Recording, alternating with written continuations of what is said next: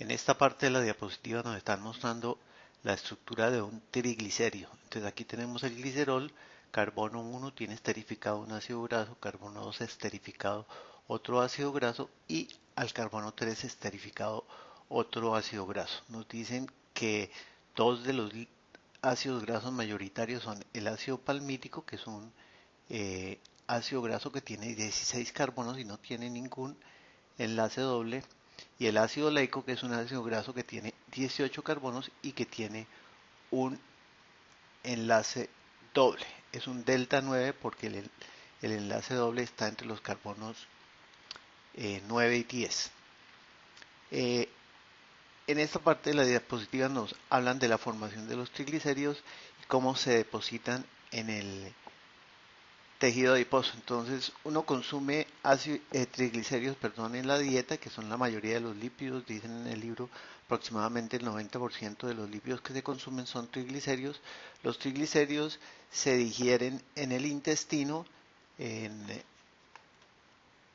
monoacilgliceroles y dos ácidos grasos, o en glicerol y tres ácidos grasos que son eh, absorbidos por las células intestinales. En las células intestinales nuevamente los ácidos grasos son reesterificados al glicerol, se producen nuevamente los triglicéridos, y los triglicéridos junto con otros lípidos se empaquetan en unas lipoproteínas que son los kilomicrones. Los kilomicrones son secretados de las células intestinales, pasan a los vasos linfáticos, posteriormente de los vasos linfáticos pasan a la circulación sanguínea. En la circulación sanguínea los triglicéridos son hidrolizados en glicerol y ácidos grasos libres, y esos ácidos grasos libres pueden ser tomados por los adipocitos, y dentro de los adipocitos esos ácidos grasos nuevamente son esterificados con glicerol para volver a sintetizar, triglicéridos.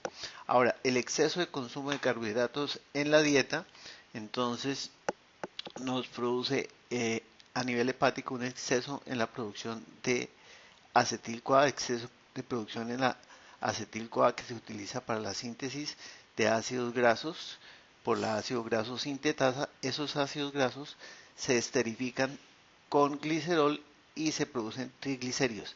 En el hepatocito, estos triglicéridos se empacan en unas lipoproteínas que son las lipoproteínas de muy baja densidad. Se secretan esas, van a la circulación sanguínea.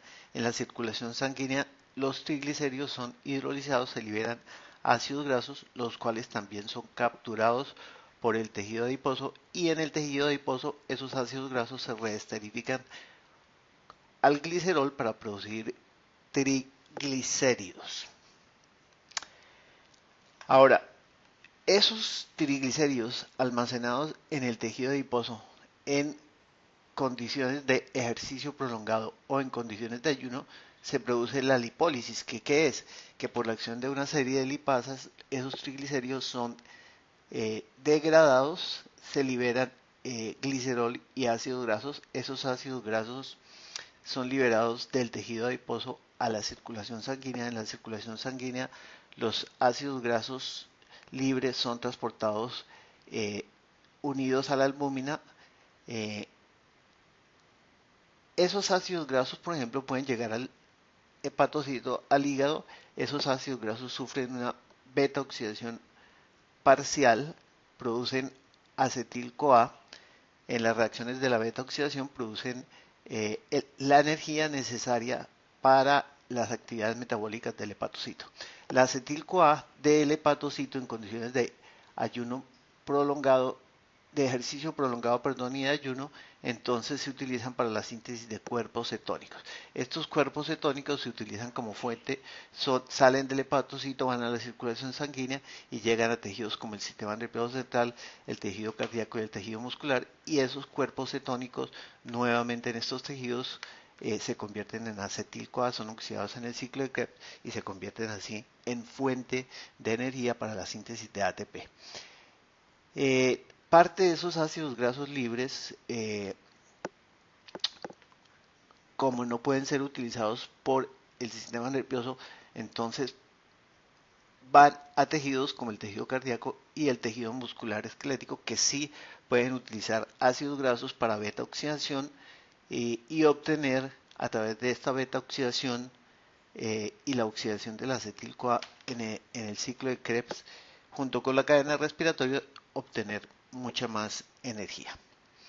Entonces, uno consume en la dieta los triglicéridos, esos triglicéridos a nivel del tracto gastrointestinal son digeridos por lipasas gástricas, lipasas linguales, lipasas pancreáticas.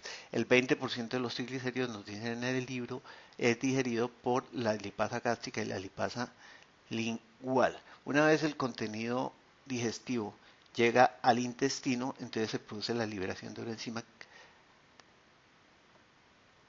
de una hormona que es la colecistoquinina, que produce que se secrete en el páncreas enzimas digestivas como la lipasa pancreática, como la colipasa y como otras enzimas, fosfolipasa 2, lisofosfolipasa, carboxiéster, lipasa, etcétera. Y también esta colecistoquinina hace que se contraiga la vesícula biliar para que nos libere las sales biliares.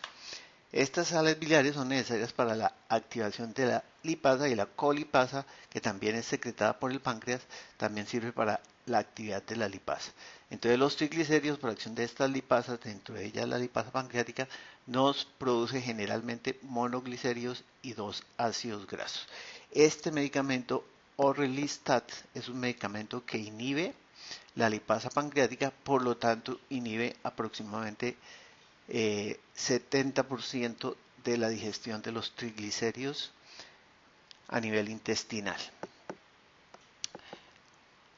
Posteriormente, estos ácidos grasos y estos monoacilglicerol a través de transportadores pasan de la luz del intestino al interior de la célula intestinal.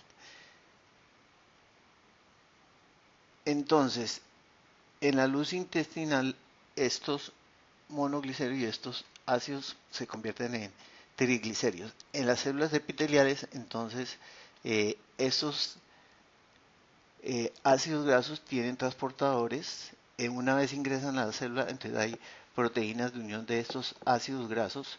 Esos ácidos grasos tienen que ser activados con CoA sintetasa para producir de ácidos grasos unidos a la coenzima A, con la ayuda de una enzima microsomal de transferencia de triglicéridos, se ayuda al ensamblaje de los kilomicrones, los cuales posteriormente son secretados.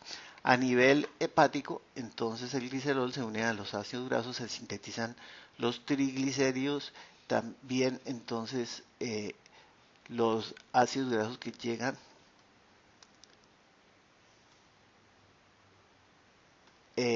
entonces estos triglicéridos también se empacan en unas lipoproteínas que son las lipoproteínas de muy baja densidad.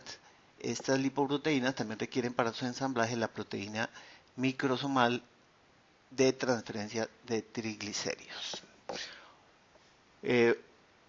Una vez se secretan los kilomicrones y las VLDL y van a la circulación sanguínea, a estos kilomicrones y a estas VLDL se les debe pegar la ApoC2. La ApoC2 es una